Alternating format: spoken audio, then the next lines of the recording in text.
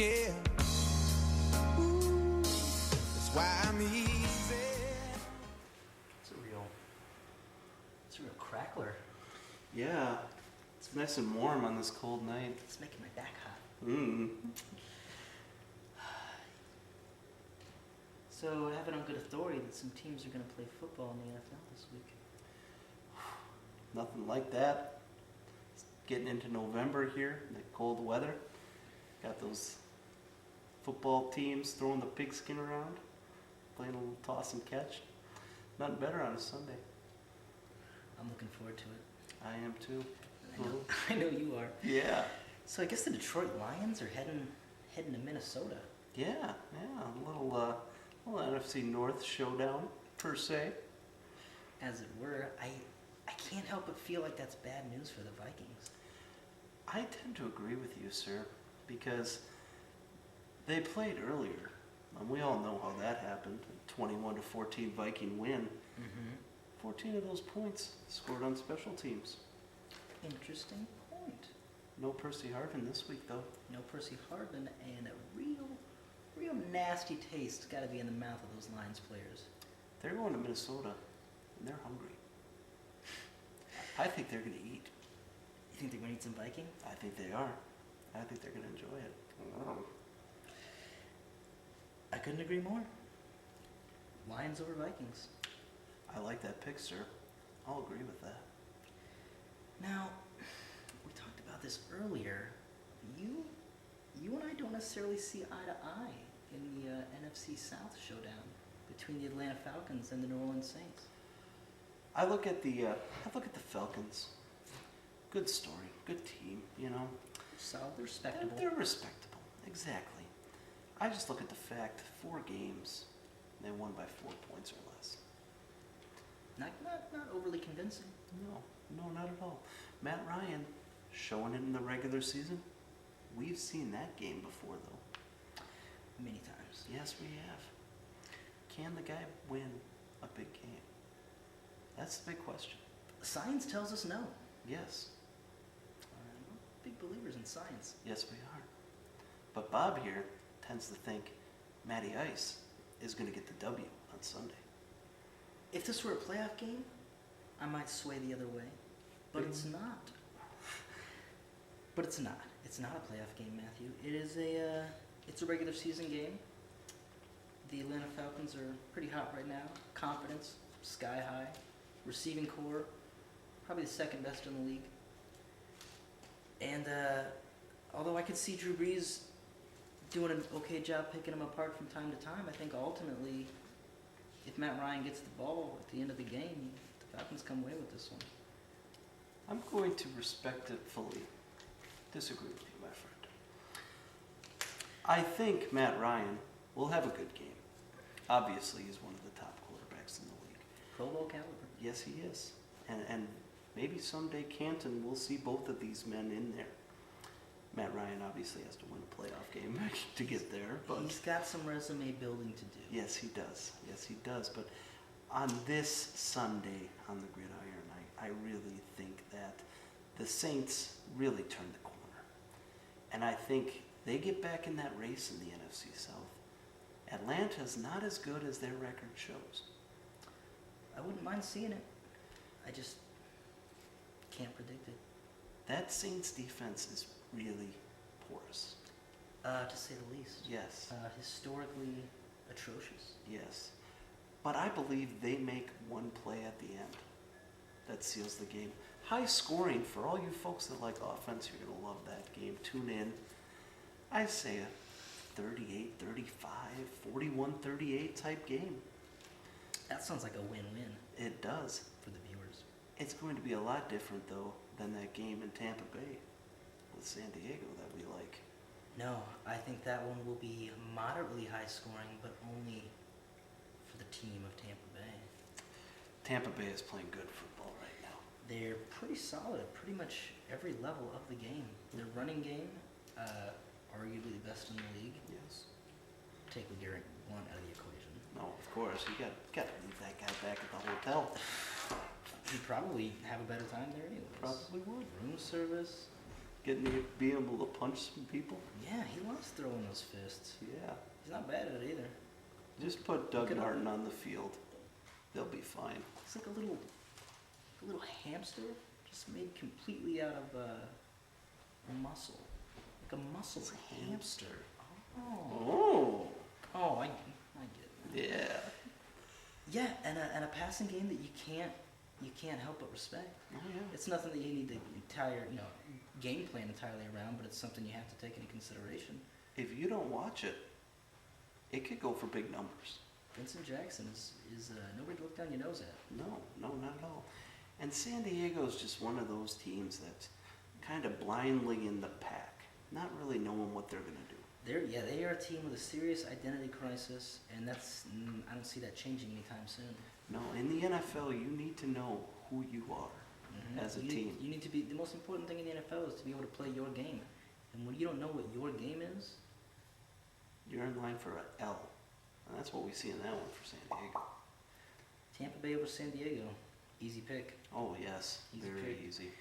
The one that's not so easy, a divisional game. NFC East. A tough division to be in. Mm-hmm. I don't envy any of those teams, but Dallas is heading to Philadelphia. Yes, they are. Philadelphia, speaking of teams in shambles, teams who might have seemed to have lost their way over the last season or so. Yeah, Michael Vick, we've seen him throw well in seasons, we've seen him run well in seasons, and this year he's not doing either. No, he is a single-handed turnover machine. And when you're at the quarterback position where you need to protect the football, he's just not doing it. No, he's not. And that can't be completely put on him. But nonetheless, When you're the quarterback, all the praise gets heaped on you, and all the punches get thrown at you when you're down. It just comes with the territory. he knows this. He knows this better than anyone. Yes, he He's does. been through some pretty serious trials and or tribulations. But he's back now, and I don't think he's back in Philadelphia after this year. But that's for a totally different topic, a totally different time.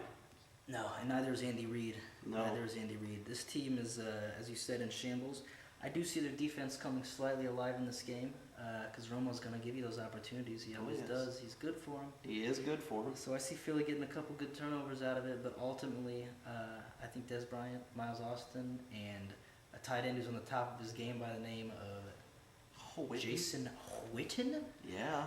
I think ultimately they get the job done. Mm-hmm.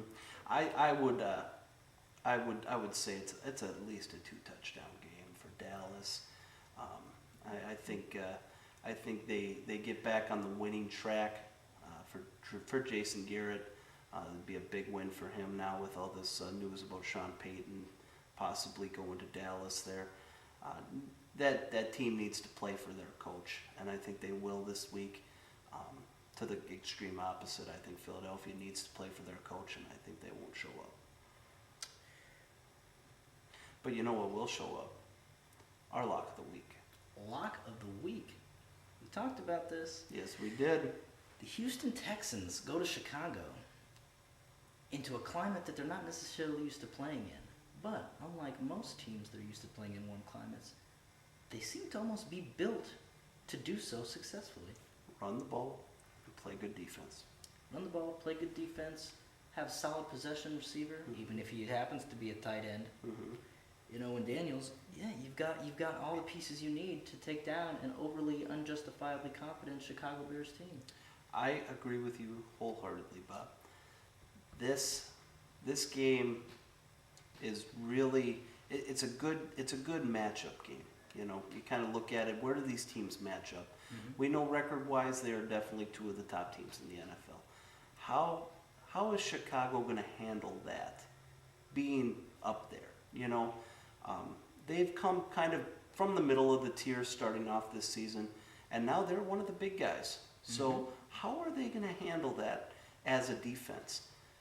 Their defense keeps getting older. I am very, very surprised at how well they have played this year. They've definitely turned some heads. They have. How long can they be playing out of their minds like that? You're saying it's got to end sometime. Yes. And I think it starts with the Houston Texans. That running game, that possession receiver that you were talking about. Not even Owen Daniels, but Andre Johnson, Garrett Graham, the other tight end. They have an offense that's built to beat Chicago. To beat that cover two, run play action, run with Arian Foster, run with Ben Tate, and hit those short to intermediate routes with the tight ends, with their wide receivers, Walter and Johnson. Dink 'em, dunk 'em, get 'em frustrated, hit 'em big with big number 80 Andre Johnson once or twice. The defense is going to get frustrated. They're going to keep making mistakes, and they've got it at every level of the offensive part of the game to just do whatever they want. And I fully believe that they will. And Jay Cutler struggles against that 3-4. You've seen the Green Bay Packers give them a lot of trouble in the past. I did catch that most recent game. Yes. And I think J.J. Watt's going to have a big game. Big game. That offensive line in Chicago, they've been better than they had started off. They're suspect for sure. But they are very suspect. Both tackle positions, very weak coming off the edge. So I would say that Cutler, he'll get his throws, but for the majority of the time, he's going to be on his back or running away from pressure a lot on Sunday night. And I believe that anywhere between 2 to 4 times Sunday, Houston will also get his throws. Oh yes. Oh, interceptions definitely. When he's good, he's good.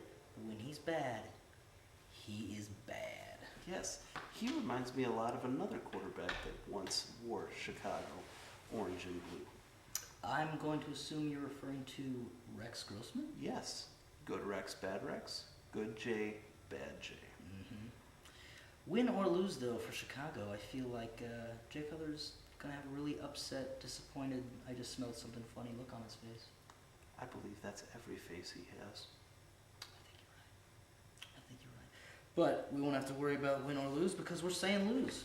Yes, we are. Houston Texans defeat the Chicago Bears. That's our lock. Lock of the week. Anyways, all this football talk's got me in the mood for romantic comedy. Love Actually. Love Actually. Let's go. Let's do it. I'm easy like